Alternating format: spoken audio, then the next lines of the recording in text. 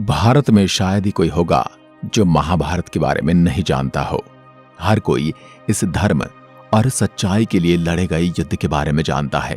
और अगर धर्म ग्रंथों की माने तो महाभारत में घटी घटनाएं 100% सच हैं और इसमें जो एक एक चीज कही गई है वो सच साबित हुई है।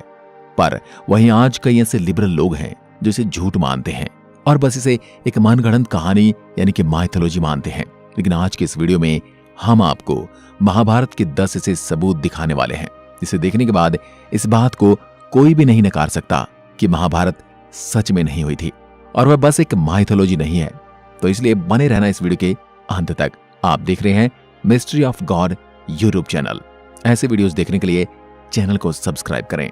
नंबर 1, श्री कृष्ण की द्वारिका नगरी।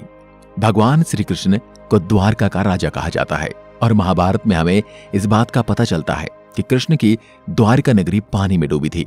द्वारिका का वह विशाल शहर पूरी तरह पानी में डूब गया था। इसके बारे में हमने आपको एक वीडियो में विस्तार से बताया है। अगर महाभारत सच में नहीं होती तो आप भी सोचिए कि द्वारिका नगरी भी नहीं होती। लेकिन द्वारिका नगरी के साक्ष्य जो वैज्ञानिकों को मिले उन्होंने इस बात को पक्का कर दिया कि महाभारत सच में हुई थी। पुरातत्व विभाग को गुजरात के पास समुद्र के नीचे एक पुराना शहर मिला जिसकी जांच करने पर पता चला कि ये द्वारिका नगरी थी और इसी नगरी का वर्णन महाभारत में भी किया गया है क्योंकि इसे जितना पुराना बताया जा रहा है उसी वक्त के आसपास महाभारत हुई थी। नंबर 2, केदारनाथ का पशुपतिनाथ मंदिर। पौराणिक कथा के हिसाब से जब महाभारत के युद्ध में पांडवों द्वारा अपने रिश्तेदारों का खून बहाया गया तो भगवान शिव उनसे अत्यंत क्रोधित हो गए थे। फिर श्री कृष्ण के कहने पर सभी पांडव भगवान शिव से माफी मांगने के लिए निकल पड़े। तभी भगवान शिव गुप्त काशी में थे लेकिन वो पांडवों से नाराज थे और उन्हें दर्शन नहीं देना चाहते थे। इसलिए गुप्त काशी से पांडवों को देखकर भगवान शिव वहां से अदृश्य होकर किसी दूसरी जगह पर चले गए। आज इस स्थान को केदारनाथ के नाम से जाना जाता है।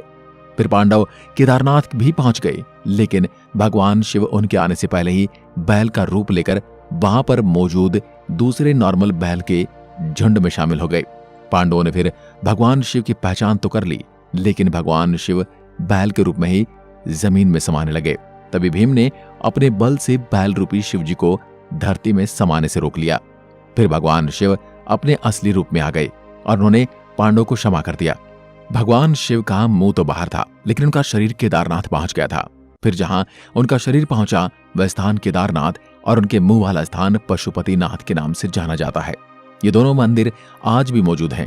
इसका मतलब महाभारत का युद्ध भी हुआ था क्योंकि ये मंदिर इस युद्ध का जीता जागता सबूत है। इसे नकारा नहीं जा सकता।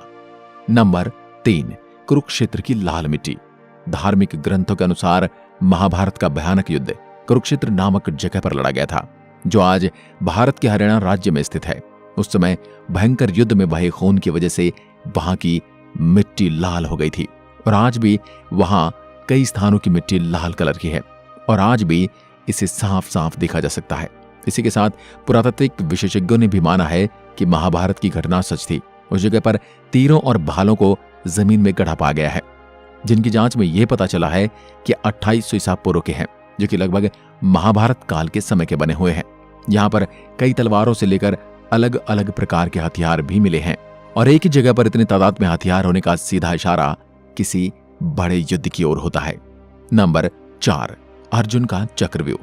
अगर आपने महाभारत देखी तो आप जरूर अर्जुन के चक्रव्यूह से वाकिफ होंगे जिसकी सबसे रहस्यमय बात यह थी कि उसके अंदर जाने का रास्ता था लेकिन बाहर निकलने का रास्ता नहीं था और बस अर्जुन ही इसमें से बाहर निकल सकता था। लेकिन क्या आपको पता है इस चक्रव्यूह का जीता जागता एविडेंस आज भी मौजूद है। हिमाचल प्रदेश के हमीरपुर जिले के 16 सीमी धार के नीचे बसा रजनोड़ गांव एक ऐतिहासिक स्थल के रूप में मशहूर है। यहाँ पर पांडव अज्ञातवास के दौरान रुके थे। इसी समय अर्जुन ने यहाँ पर चक्रव्यूह का ज्ञान प्राप्त करके उसे पत्थर पर बनाया था ताकि वो इसे अच्छे से समझ सके और आज भी ये यहाँ पर मौजूद है। इस चक्रव्यूह को ध्यान से देखने पर पता चलता है कि अंदर जाने का रास्ता तो साफ दिखाई देता है लेकिन बाहर आने का रास्ता पता नहीं चलता। इस जगह को पीपलू किले के नाम से भी जाना जाता है। इतने बड़े सबूत होने के बाद भी लिबरल लोग महाभारत को माइथोलॉजी बोलने की हिम्मत रखते हैं। नंबर 5, ब्रह्मास्त्र और न्यूक्लियर हथियार। महाभारत में आपने ब्रह्मास्त्र नाम के भयंकर अस्त्र के बारे में सुना होगा। यह अस्त्र ब्रह्म द्वारा धर्म और सत्य को बनाए रखने के लिए बनाया गया था, जो कि विनाशकारी परमाणु हथियार था। कहा जाता है कि एक ऐसा हथियार था जिसको केवल दूसरा ब्रह्मास्त्र ही रोक सकता था। साथ ही जिसे चलाता है वो इसे वापस लेने की क्षमता भी रखता है। ब्रह्मास्त्र के इस्तेमाल के बारे में रामायण से लेकर और भी कई ग्रंथों में इसके बारे में लिखा गया है। जैसे कि रामायण में श्री लक्ष्मण ने मेघनाथ पर ब्रह्मास्त्र से प्रहार करने का सोचा तो भगवान श्री राम ने ये कहकर रोक दिया कि अब इसका प्रयोग सही नहीं है, क्योंकि इससे सारी लंका नष्ट हो जाएगी और कई बेकसूरों की जान चली जाएगी, जो बिल्कुल आज के न्यूक्लियर बम की तरह ये पूरे देश की पॉपुलेशन को तबाह कर सकता है। ब्रह्मास्त्र बेहद खास होता था, जिस कारण महाभारत और रामायण काल में सिर्फ गिने चुने योद्धाओं के पास ही होता था। धर्म ग्रंथों के हिसाब से रामायण में यह अस्त्र लक्ष्मण और महाभारत में है द्रोणाचार्य, अश्वत्थामा, श्री कृष्ण, युधिष्ठिर, कर्ण और अर्जुन के पास था। यह अस्त्र पूरी दुनिया को नष्ट करने की ताकत रखता था। अमेरिका ने जे रॉबर्ट ओपेनहाइमर को परमाणु बम बनाने को दिया, फिर इसका परीक्षण किया गया।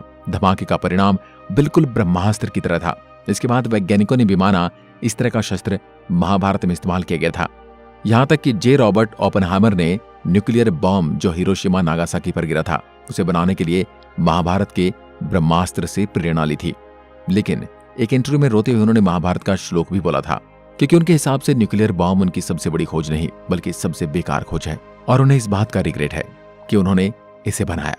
नंबर 7, महाभारत काल में लाक्षागृह की भूमिका भी काफी ज्यादा मानी जाती है। कौरवों ने पांडवों को जलाने की साजिश के लिए लाक्षागृह का निर्माण करवाया था, लेकिन पांडव सुरंग से निकलकर बाहर आ गए थे। कहा जाता है आज भी यह सुरंग उत्तर प्रदेश के बरनावा नामक स्थान पर है और कई लोग पर्यटक के रूप में भी इस गुफा को देखने जाते हैं। नंबर 8, कुंती पुत्र कर्ण का अंगराज्य। कुंती के सबसे बड़े पुत्र दानवीर कर्ण अंग देश के राजा थे, जो उन्हें दुर्योधन ने उपहार स्वरूप भेंट किया था अपने सबसे प्रिय मित्र के रूप में। और आज अंग देश को उत्तर प्रदेश के गोंडा जिले के नाम से जाना जाता है।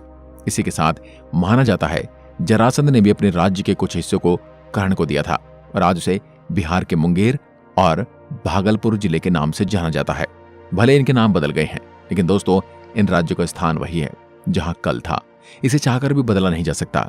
इस बात से ही आप इसकी सच्चाई का पता लगा सकते हैं। नंबर 9, श्रीमद् भगवत गीता। जिन्होंने भगवत गीता पढ़ी होगी वो ये भी जानते होंगे इसमें ज्यादातर श्लोक 2 लाइनों में लिखे गए हैं। आप किसी भी श्लोक को पढ़ें और समझे तो कम शब्दों में बहुत अधिक बात कह देते हैं। गीता में जो बात लिखी है वह किसी आम व्यक्ति द्वारा नहीं बताई जा सकती। भले ही मानव सभ्यता का काफी विकास हो गया है, लेकिन आज भी गीता में वो ज्ञान है जो अकल्पनीय है, जिसे सामान्य व्यक्ति सोच भी नहीं सकता, जिसे सिर्फ भगवान ही बता सकते हैं। यह सबूत है कि भगवान श्री कृष्ण थे जिन्होंने गीता का ज्ञान अर्जुन को दिया था। अगर अर्जुन थे तो पांडव भी थे, इसका मतलब महाभारत भी था। आज ज्यादातर हिंदू परिवार के घर पर श्रीमद् भगवत गीता मौजूद है, यानी कि हम सबके घर पर एक जीता जागता सबूत है महाभारत के होने का। तो कभी मत सोचना कि महाभारत बस एक माइथोलॉजी है, यानी दंत कथा। नंबर 10, अश्वत्थामा। अश्वत्थामा को महाभारत का एक बहुत बड़ा वास्तविक सबूत माना जाता है। इतिहास में कई बार लोगों ने अश्वत्थामा को देखे जाने की बात कही है। आज भी भगवान शिव का एक ऐसा मंदिर है जहां अश्वत्थामा रोज सुबह आकर जल और फूल चढ़ाते हैं। जब महाभारत के युद्ध में अश्वत्थामा के पिता गुरु द्रोणाचार्य को छल कपट करके मार दिया गया था, तो अश्वत्थामा ने गुस्से में आकर द्रौपदी के 5 पुत्रों को रात में सोते समय उनका वध कर दिया था। फिर अर्जुन गुस्से में आकर अश्वत्थामा का पीछा करने लगे।